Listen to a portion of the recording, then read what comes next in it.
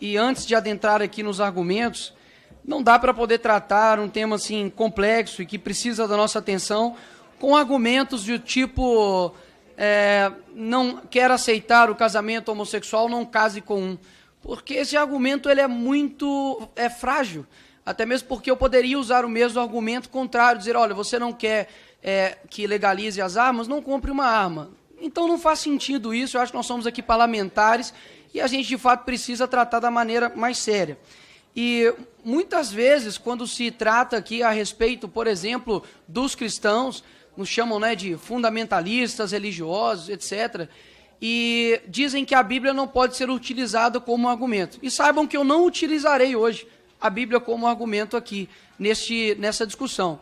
Mas, ao mesmo tempo, quando nós tomamos uma posição mais firme, até mesmo radical no sentido para o mundo de defender os nossos valores, eles falam assim, você é cristão, a Bíblia diz para poder amar.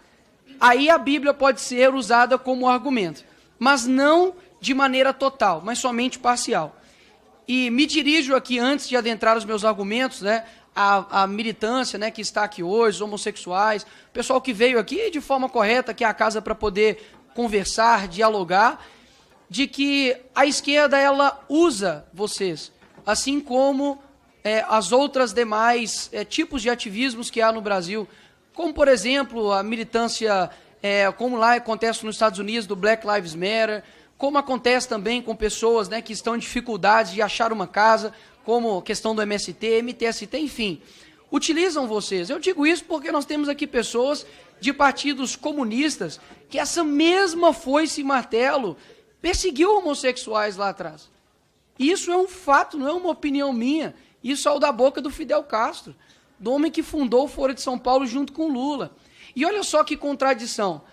Ao mesmo tempo que nós não temos direitos básicos no Brasil, como saneamento básico, não é saneamento VIP, Black, Gold, é saneamento básico.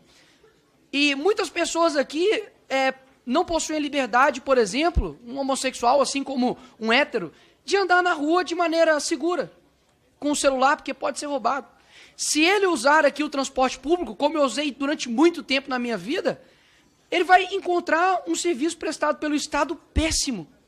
Se ele tiver algum problema de saúde, for até no seu bairro ali, que seja numa UBS, ele vai encontrar, delegado Caveira, uma prestação de saúde pública horrível. Na escola, talvez, que seu filho ou a sua filha irá frequentar, que o Estado fornece, ele vai encontrar uma prestação de infraestrutura, inclusive péssima. Mas nada disso importa. O que importa é que o Lula diz que tem compromissos com o direito LGBT. Sendo que você, LGBT, não tem, além de somente falas do presidente, não tem mais nada que o governo possa te oferecer de direitos de fato. Saúde, educação, transporte, nada. Mas migalhas sendo oferecidas para uma militância que eles utilizam. Até mesmo porque há homossexuais que não concordam com a militância e que são discriminados pelos mesmos. Ou seja, não se enganem. Assim, quando eles obtiverem o que eles querem, eles irão te descartar.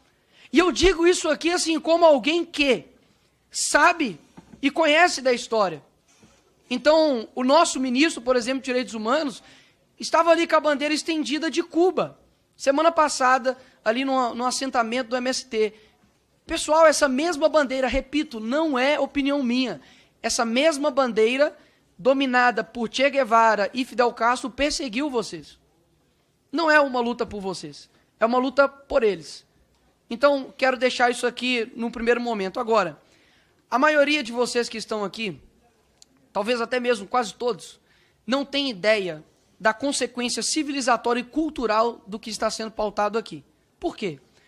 Antigamente, na Grécia Antiga, você também tinha a homossexualidade, mas eles não ousaram, presidente Fernando, mudar a instituição casamento, porque não se diz respeito a uma discussão de eu aceito ou não aceito. Eu não aceito que o quadrado tenha 4 lados, Priscila.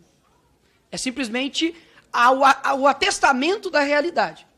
Se eu peço para o quadrado se liberte, tenha somente 3 lados, ele deixa de ser quadrado. E da mesma maneira com relação ao casamento. O casamento, a finalidade, quando você vê a própria questão bíblica, mas não usando ela, a finalidade, o natural, não se diz respeito somente à questão natural, natureza. Porque a natureza também tem. Ali, alguns pinguins, por exemplo, que eu já vi, e homossexuais utilizam isso como argumento, de terem ali relações do mesmo sexo. Mas é natural no sentido de finalidade. A finalidade do casamento é preservar quem tem o desejo, a continuidade da humanidade. Quando você pega duas pessoas do mesmo sexo, e digamos que o casamento homossexual ele expandisse e ganhasse e fosse a regra, se não fosse o relacionamento hétero, não haveria mais seres humanos. Isso aqui é atestar a realidade.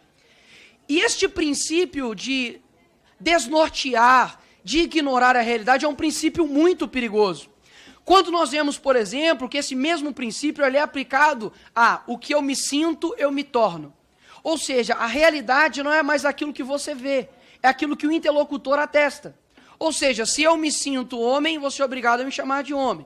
Se eu me sinto uma criança, você também é obrigado a me ver e me chamar e ter direitos como uma criança. Isso abre uma brecha grande. Porque uma criança, de fato, ela não tem condição de reconhecer a expansão do que é a realidade. Ela acredita ali em Papai Noel, ela acredita em coisas que são fantasias. Agora, não podemos fazer com que nós devemos lutar pela tolerância, mas isso não quer dizer que devemos lutar pela normatização de um comportamento ou de uma conduta. Até mesmo porque nós teríamos de normatizar outras condutas e outros comportamentos. E isso que eu estou chamando a atenção de que isso de fato é perigoso. Então, se o casamento pode ser tudo, já não é mais entre um homem e uma mulher. O casamento pode ser entre um homem ou entre uma mulher e uma mulher.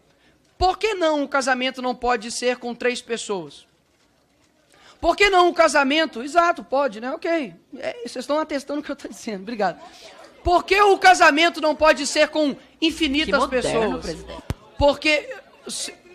Só um minutinho, é o que eu estou falando, mas não tem problema. Não te interrompi, deputado. Eu estou ouvindo aqui e falando, obrigado, te agradeço, muito obrigado, não consigo fazer o mesmo com você. Mas, por que não o casamento não possa ser infinitas pessoas? Por que o casamento não possa ser com idades diferentes? Não pode ser com uma pessoa de 40 e uma pessoa de 14. Por que o casamento só precisa ser entre o homem e entre a mulher? Porque exatamente isto é o casamento. É exatamente isso que eu estou querendo dizer. É uma estrutura da realidade.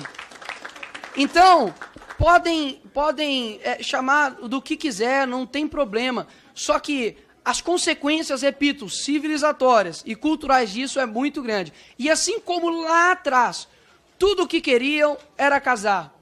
Tudo o que queriam era ter os seus direitos assegurados. Hoje nós já vemos, eu tenho certeza que não é a maioria aqui, talvez que concorde com isso.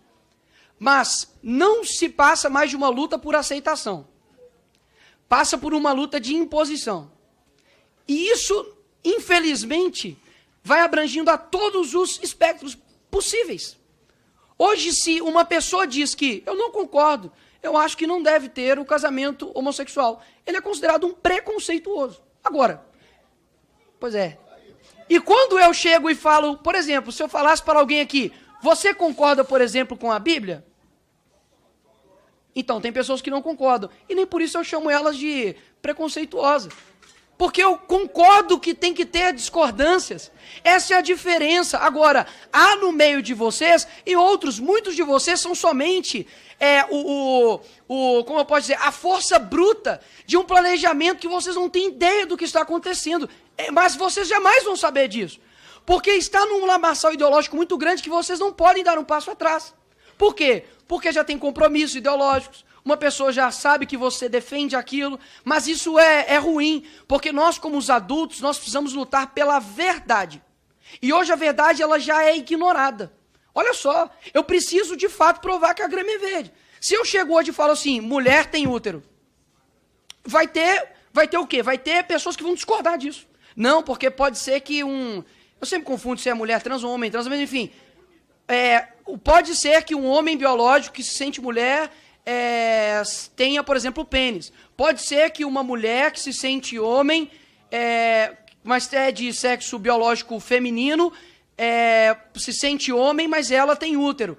Ou seja, se eu afirmo, Priscila, deputada Priscila, de que é impossível um homem ter útero, hoje, isso é considerado uma loucura. Se eu digo que um homem biológico não pode menstruar, o louco sou eu. E não é? Aí, ó, verdade, mas tudo bem. Estamos atestando o que eu estou dizendo aqui. Então, senhores, eu tenho um forte pressentimento, e não é um pressentimento bom, de que isso que eu estou falando aqui hoje, esse vídeo, isso aqui que está sendo feito aqui hoje, vai ser utilizado futuramente para atestar que nós estávamos certos. Quando acontecer, por exemplo, no Brasil, por que não? Casamento com crianças, casamento até anteriormente teve com bode, casamento, mas por quê? A criança não pode ter o direito dela, criançofóbicos. Percebe? Se você não utilizar um princípio diz respeito às raízes, deputado Felipe, nós podemos discordar muitas das vezes dos galhos, mas os princípios, eles são norteadores de tudo aquilo que vai vir depois. Princípios que anteriormente eram o seguinte: todo tipo de amor é válido. Isso é um princípio muito perigoso, que é repetido por vocês, sim. Eu, por exemplo, ou eu não, né? Mas uma pessoa pode chegar e falar, como aconteceu com o Stefan Knie, lá na Europa, de que ele se sentiu uma garota de 6 anos de idade. Deixou para trás uma mulher e 7 filhos. E disse que um outro casal adotou ele. E ele quer se casar com uma criança. Quem é você para dizer que ele não pode? Ou que ele não é uma criança? Afinal de contas, senhor presidente, só para não pedir aqui, é porque eu estou falando... Preservem a fala do parlamentar. Só para segurar minha fala. E ninguém aqui que não é parlamentar, ninguém pode falar. Apenas os parlamentares. Apenas os parlamentares. Obrigado, senhor presidente. Eu também já estou finalizando.